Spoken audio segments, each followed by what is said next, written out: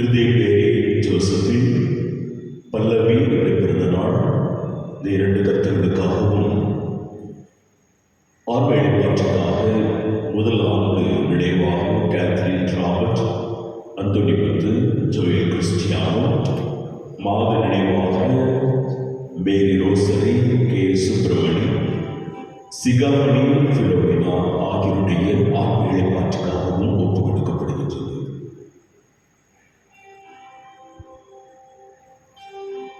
தந்தை மகன் தூயாவின் பெயரால்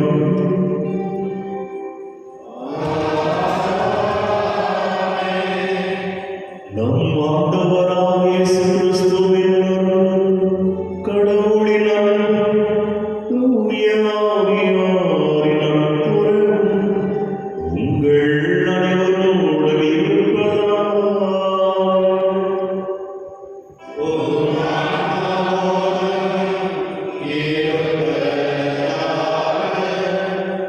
இயேசுவில் அன்புக்குரியவர்களே, இன்றைய திருப்பலியின் மையக்கருத்தாக நம்முடைய மனித வாழ்க்கை உறவுகளால் ஆன ஒன்று.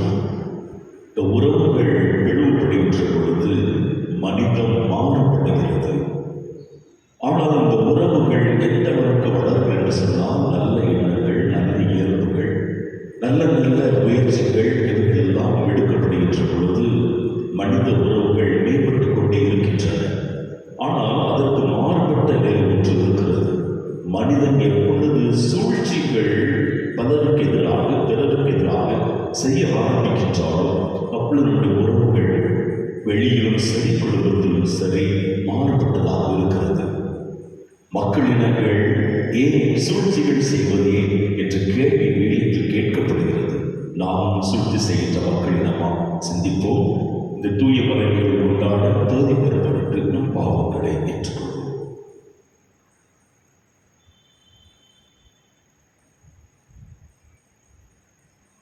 எல்லாம் வல்ல இறைவனிடமும்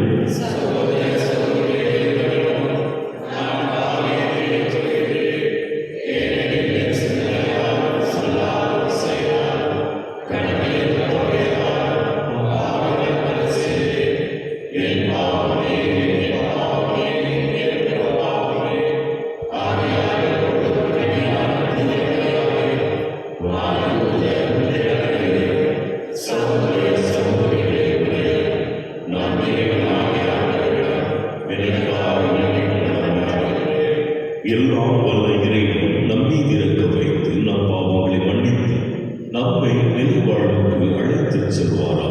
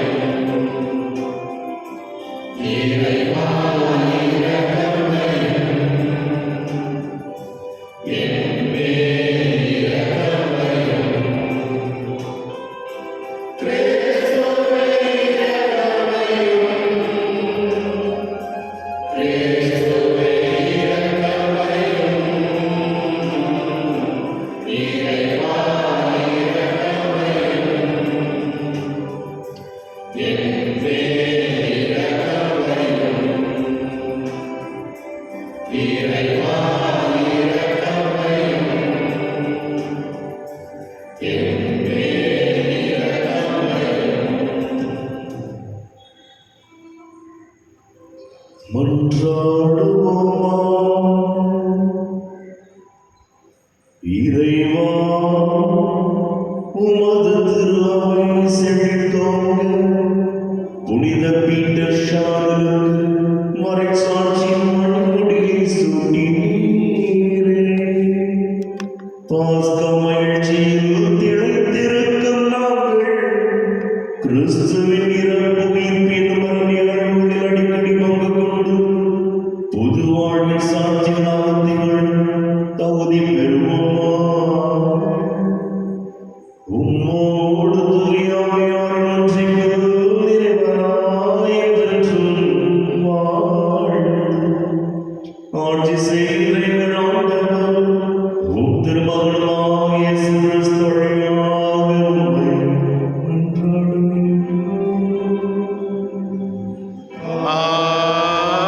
ஆமென்.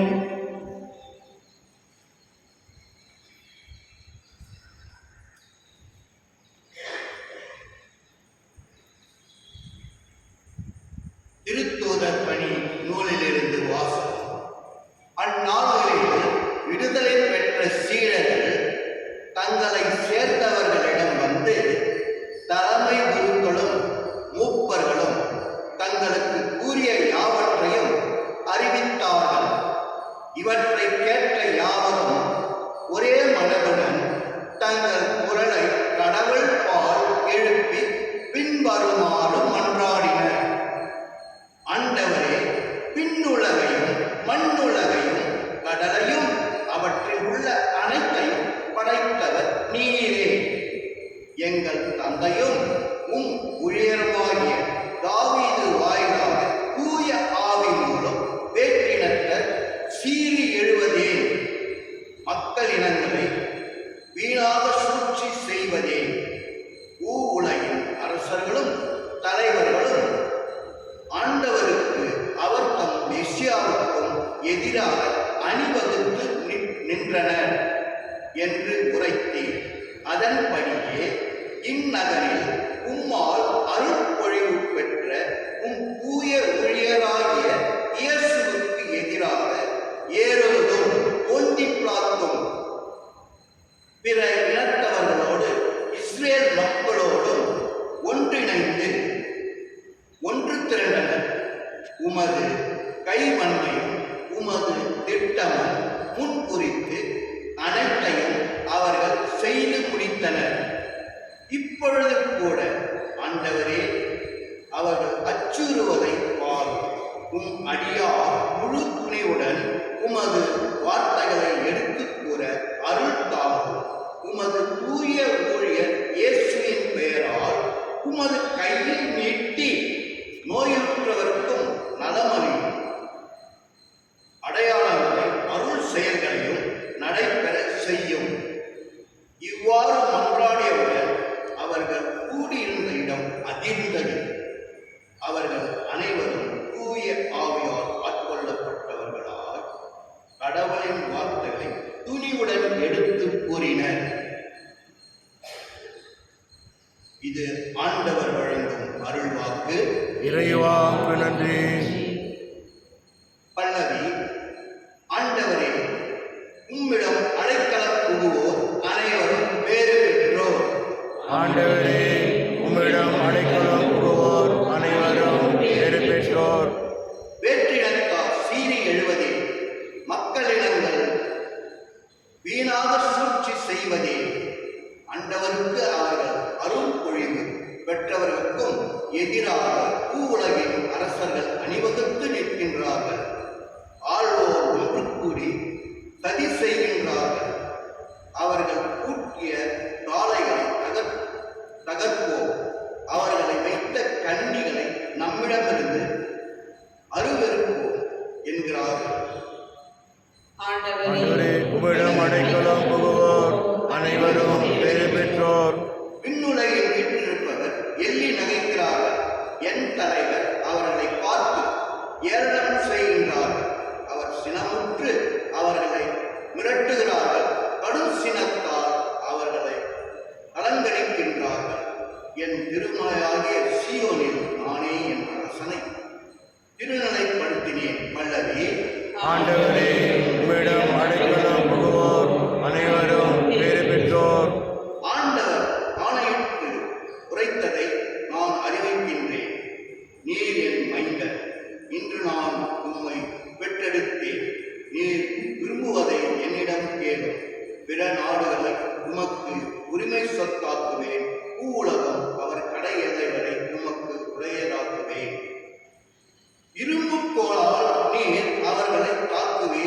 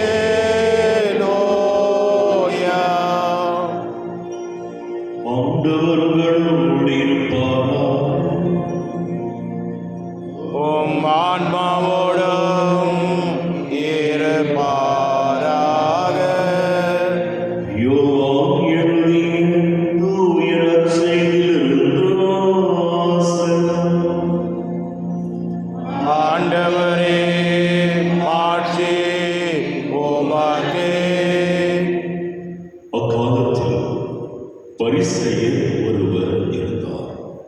அவர் பெயர் நிக்கோதேம். அவர் யூத தலைவர்களுள் ஒருவர். அவர் ஓர் இரவில் இயேசுவிடம் வந்து, ரபி, நீர் கடவுளிலிருந்து வந்த போதகர் என்பதை நாங்கள் அறிவோம். கடவுள் தம்மோடு இருந்தாலன்றி நீர் செய்யும் இவ் அடையாளங்களை யாரும் செய்ய இயலாது என்றார்.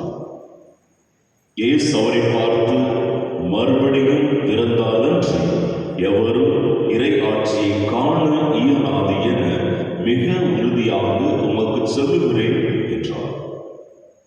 நிக்கோதேம் அவரை நோக்கி, வயதான பின் ஒருவர் எப்படி பிறக்க முடியும்? அவர் மீண்டும் தாய் வயிற்றில் புகுந்து பிறக்க முடியுமா என்று கேட்டார். இயேசு அவரை பார்த்து, ஒருவர் தண்ணீராலும் தூய ஆவியாலும் பிறந்தாலன்றி இறையாட்சிக்கு உட்பட இயலாது என்று மிக உறுதியாக உமக்கு சொல்கிறேன். மனிதரால் பிறப்பவர் மனித இயல்பை உடையவர், தூய ஆவியால் பிறப்பவர் தூய ஆவியின் இயல்பை உடையவர். நீங்கள் மறுபடியும் பிறக்க வேண்டும் என்று நான் உமக்கு கூறியது பற்றி நீர் வியப்படைய வேண்டாம்.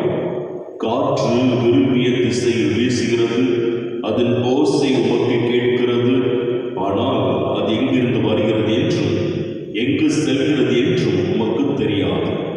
தூய ஆவியால் பிறந்த அனைவருக்கும் இது பொருந்தும் என்றார். ஆண்டவரின் அருள்வாக்கு. கிறிஸ்துவே உமக்கு புகழ்.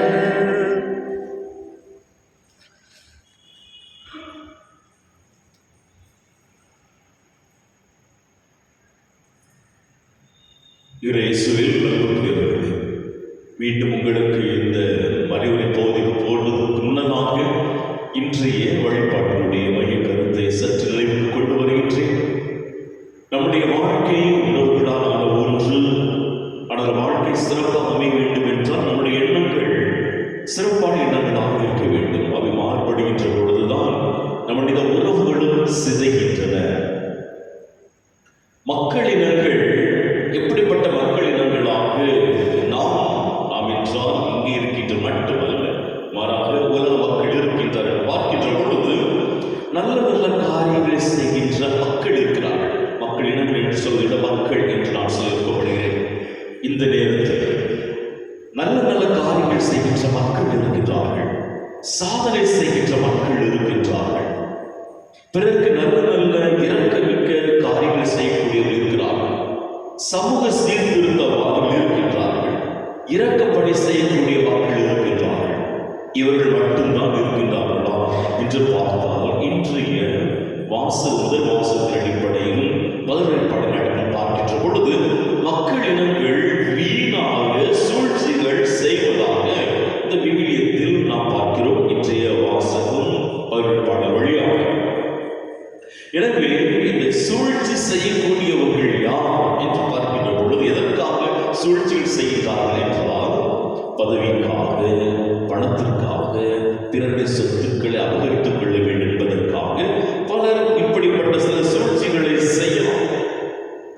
எல்லாம் தனக்கு கிடைக்க வேண்டும் என்ற ஒரு சுயநலம் இருக்கிறார்.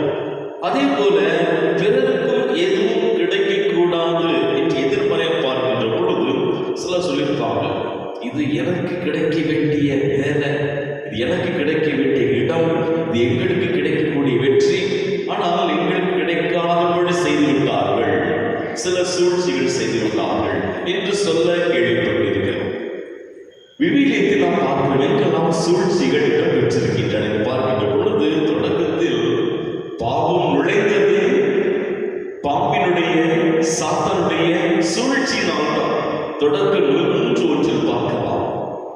அதே போல தாவீதும் தன்னுடைய திருப்பாடல்களில் சொல்கின்ற பொழுது 31:13 தாவீது கூறுகிறார், எனக்கு எதிராக சூழ்ச்சிகள் செய்கிறார்கள், என் உயிரை பறிக்க தேடுகின்றார்கள். அதே போல எரேமியாவும் தன்னை பற்றி சொல்கின்ற பொழுது ஒரு புலம்பலாக அவர் வெளிப்படுத்துகிறார். பிறகு ஆனால் அவர் சொல்வதற்கான புலம்பல்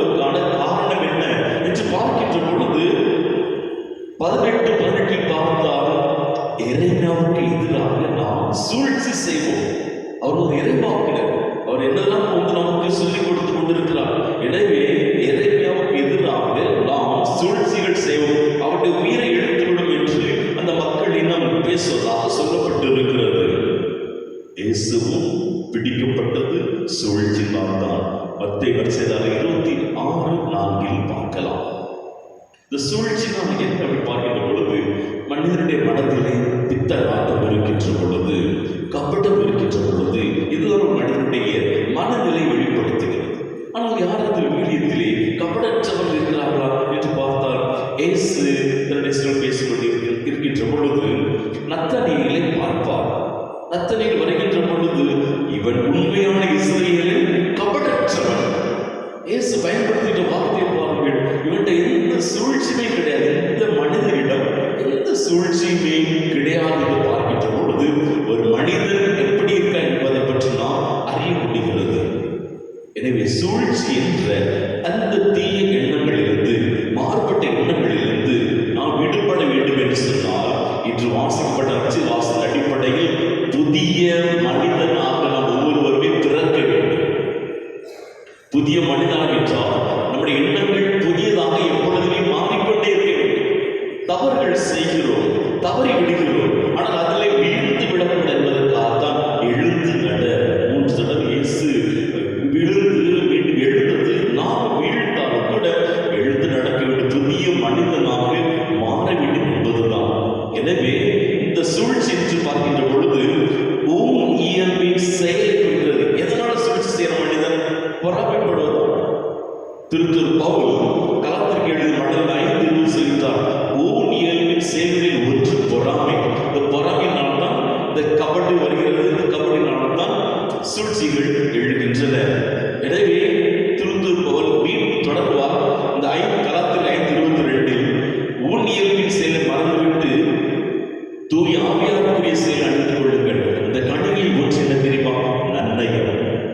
கபடுக்கு எதிரான ஒன்று, சூழ்ச்சிக்கு எதிரான ஒன்று.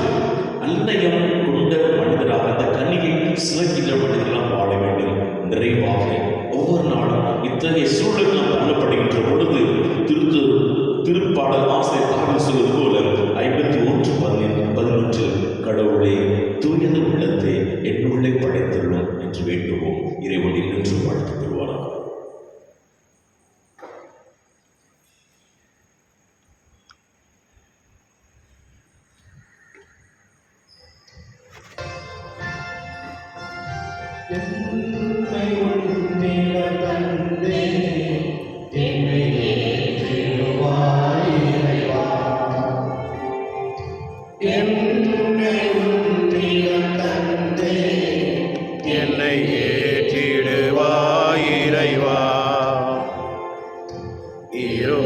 இருப்பதெல்லாம் கொடுத்து விட்டேன், உன்னை போல் மாற்றிடுவார். என்னை உன்னிடம் தந்தேன், என்னை ஏற்றிடுவாய் இறைவா. கொடுப்பதில் இன்பம் காண்கின்றேன், கோடி சுகம் பெறுகின்றேன். கொடுப்பதில் இன்பம் காண்கின்றேன், கோடி சுகம் பெறுகின்றேன். என்னிடத்தில் என்ன என்று தந்த கொடையானே, என்னிடத்தில் என்ன உண்டு எல்லாம் நீ தந்த கொடைதானே. அதை ஏற்றுவாய் இறைவா, என்னை உன்னிடம் தந்தேன், என்னை ஏற்றிடுவாய் இறைவா. சகோதர சகோதரிகளை, என்னுடையதும் உங்களுடையதுமான இப்பணி எல்லாம் உள்ள தந்தையால் இறைவனுக்கு ஏற்றதாகும்படி மன்றாடுங்கள். ஆண்டவர் தமது பெயரின் புகழ்ச்சிக்காகவும் மாட்சிக்காகவும் நமது நன்மைக்காகவும் புனித திரு அவை அனைத்து நலனுக்காகவும் உமது கையில் இருந்தவரை ஏற்றுக்கொள்வாராக.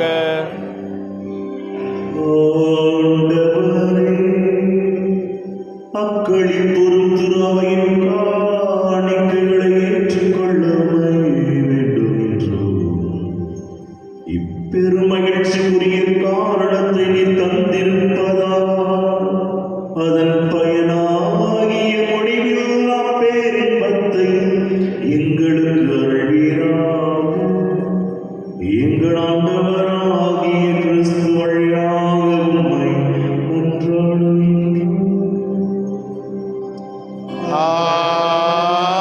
ஆமென். ஆண்டவர் உங்களோடு இருப்பாராக. உம் ஆன்மாவோடும் இருப்பாராக. இதயங்களை மேலே எழுப்புங்கள். ஆண்டவரிடம் எழுப்பியுள்ளோம். நம் இறைவனாகிய ஆண்டவருக்கு நன்றி கூறுவோம். அது தகுதியும் நீதியும் ஆனது. ஆண்டவரே, தூயவரான தந்தையே, என்றும் உள்ள எல்லாம் வல்ல இறைவா, எங்கள் பாஸ்கவாகிய கிறிஸ்து பலியான இச்சிறப்பான காலத்தில் உம்மை மிகுதியாக வாழ்த்தி போற்றுவது மெய்யாகவே தகுதி நீதியுமாகும் எங்கள் கடமையும் மீட்புக்குரிய செயலுமாகும். கிறிஸ்து எங்களுக்காக தொடர்ந்து தம்மை கையளித்து உமது திருநீராது பரிந்து பேசி எங்களை பாதுகாத்து வருகின்றார். பலியானவரின் மேல் சாக மாட்டார், கொலை செய்யப்பட்டவர் என்றும் வாழ்கின்றார்.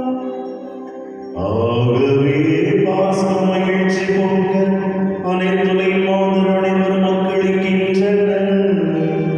அவ்வாறு ஆற்றமிக்கோரும் அதிகார் கொண்ட தூதர்களும் உமது மாட்சியை புகழ்ந்து முடிவின்றி பாடுவதாவது.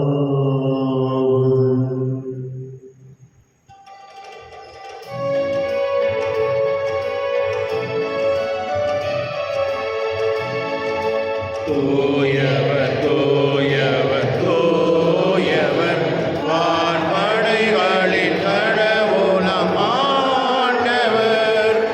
விண்ணகமும் மண்ணகமும் உமது மாட்சியால் நிறைந்துள்ளன. உன்னதங்களிலே ஓசானா, உன்னதங்களிலே ஓசானா. ஆண்டவர் பெயரால் வருகிறவர் ஆசீர் பெற்றவர்.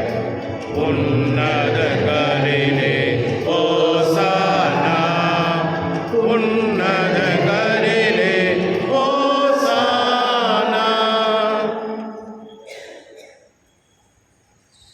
ஆண்டவரே, நீர் மெய்யாகவே தூயவர், தூய்மை அனைத்திற்கும் ஊற்று. ஆகவே உடைய ஆவியை பொழுது காணிக்கைகளை தூய்மைப்படுத்த வேண்டுகின்றோம். இவ்வாறு ஆண்டவர் இயேசு கிறிஸ்துவின் உடலும் இரத்தமுமாக எங்களுக்கு இவை மாறுபடமாகும். அவர் பாடுபட உடல் கனிந்து தம்மை கையளித்த போது அப்பத்தை எடுத்து நன்றி செலுத்தி அதை விட்டு தம் சீடர்களுக்கு அழைத்து கூறியதாவது: அனைவரும் இதிலிருந்து பெற்று உண்ணுங்கள், ஏனெனில் இது உங்களுக்காக கையளிக்கப்படும் என் உடல்.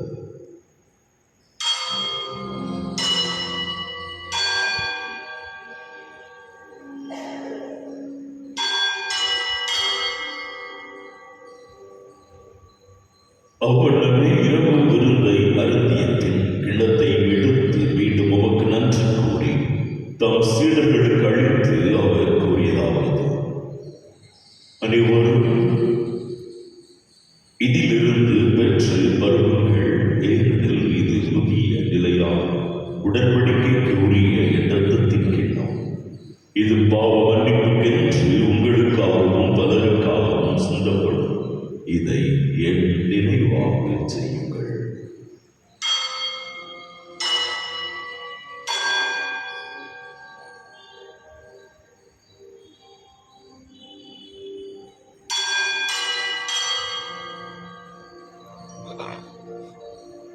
நம்பிக்கையின் மறைபொருள்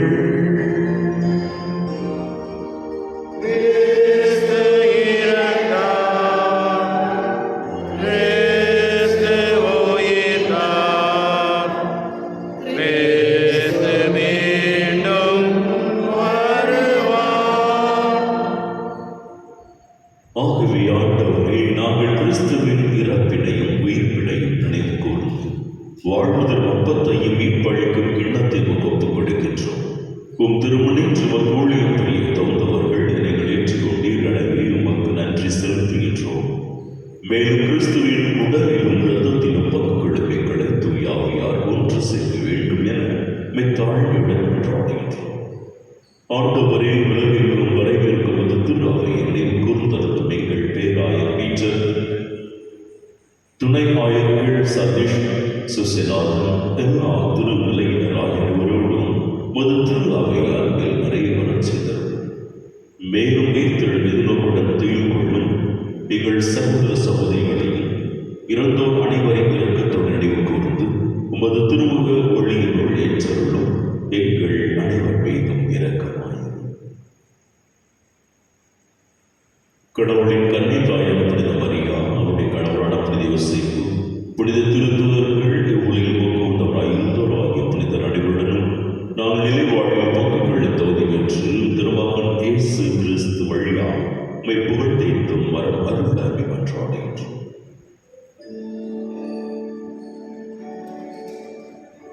இவர் வழியாக ஓடி வரும்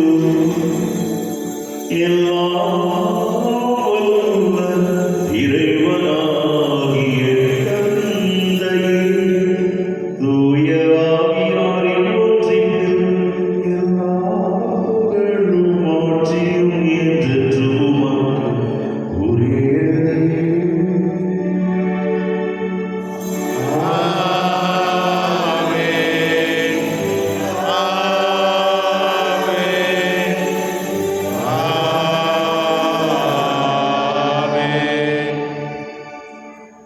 மீட்பரின் கட்டளையால் கற்பிக்கப்பட்டு இறைப்படிப்பினை அப்பயிற்சி பெற்று நாம் துணிந்து செல்வோம். விண்ணுலகிலுள்ள எங்கள் தந்தையே, உமது பெயர் தூயதென போற்ற வருக. உமது ஆட்சி வருக. உமது திருவுளம் விண்ணுலகில் நிறைவேறுவது போல மண்ணுலகிலும் நிறைவேறுக. எங்கள் அன்றாட உணவை இன்று எங்களுக்கு தாரும். எங்களுக்கு எதிராக குற்றம் செய்வோரை நாங்கள் மன்னிப்பது போல எங்கள் குற்றங்களை மன்னியும். எங்களை சோதனைக்கு உட்படுத்தாதையும், தீமையிலிருந்து எங்களை விடுவித்தள்ளும். ஆண்டவரே, தீமை அனைத்திலிருந்து எங்களை விடுவித்து எங்கள் வாழ்நாளில் அமைதியை கனிவுடன் அருளவி மன்றாடுகின்றோம்.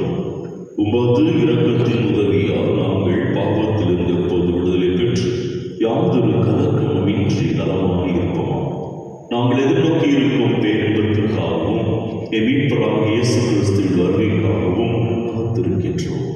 ஏனெனில் ஆட்சியும் வல்லமையும் ஆட்சியும் என்றென்று உமது. ஆண்டவரே இயேசு கிறிஸ்துவே, அமைதியை உங்களுக்கு விட்டுச் செல்கின்றேன், என் அமைதியை உங்களுக்கு அளிக்கின்றேன் என்று உம் திருத்துதர்களுக்கு மொழிந்தேன். எங்கள் பாவங்களை பாராமல் உமது திரு அவையின் நம்பிக்கையை கண்ணோக்கி உமது திருவுளத்துக்கு ஏற்பதற்கு அமைதி ஒற்றுமை வழித்தருள்கிறார். என்றென்றும் வாழ்ந்து ஆட்சி செய்கின்றவர் நீரே. ஆமென். ஆண்டவருடைய அமைதி உங்களோடு என்றும் இருப்பதாக, ஆன்மாவோடும் இருப்பதாக. ஒருவருக்கொருவர் அமைதியை பகிர்ந்து கொள்வோம். அமைதி. பாவம் போக்கும் இருநின் சம்மரியே, எம்மேல் இரக்கமையும் உலகின் பாவம் போக்கும் இறைவனின் செம்மறியே எம்மேல் இரக்கமையும் உலகின் பாவம் போக்கும் இறைவனின் செம்மறியே எமக்கு அமைதி அருளும்.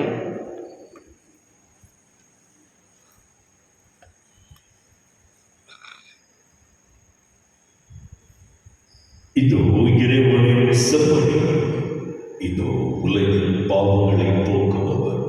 செம்மறியின் விருந்துக்கு அழைக்க பெற்றோர் பேர் பெற்றோர். ஆண்டவரே, நீரில் எழுதல்ல நான் தகுதியற்றவன், ஆனால் ஒரு வார்த்தை மட்டும் சொல்லி அல்லும் எனது ஆன்மா நலமடையும்.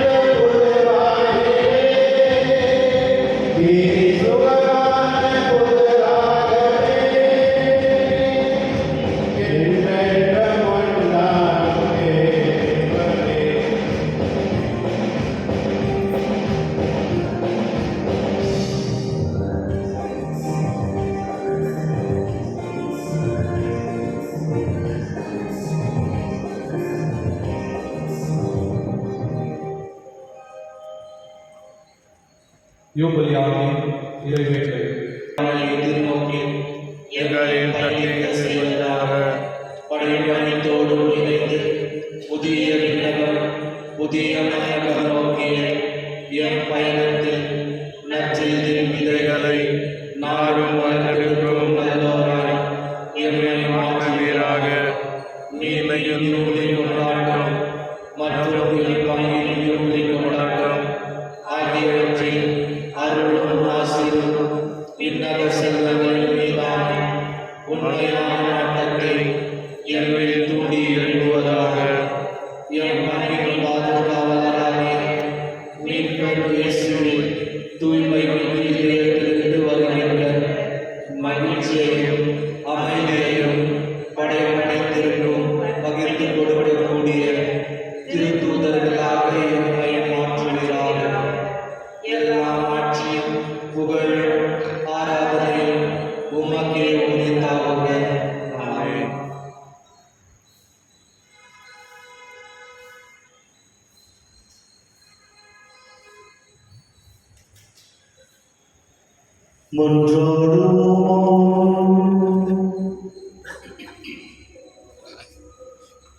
ஆண்டவரே,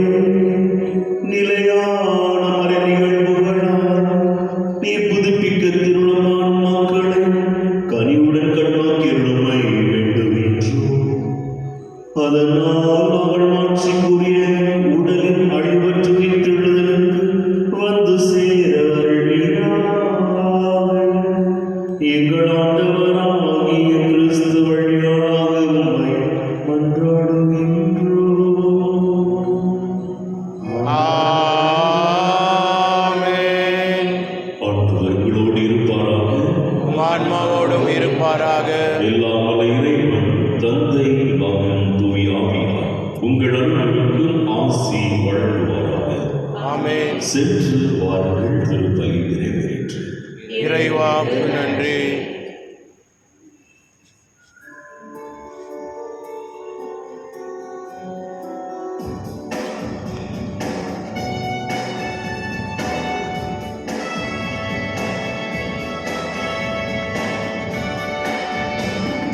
சிறுமலை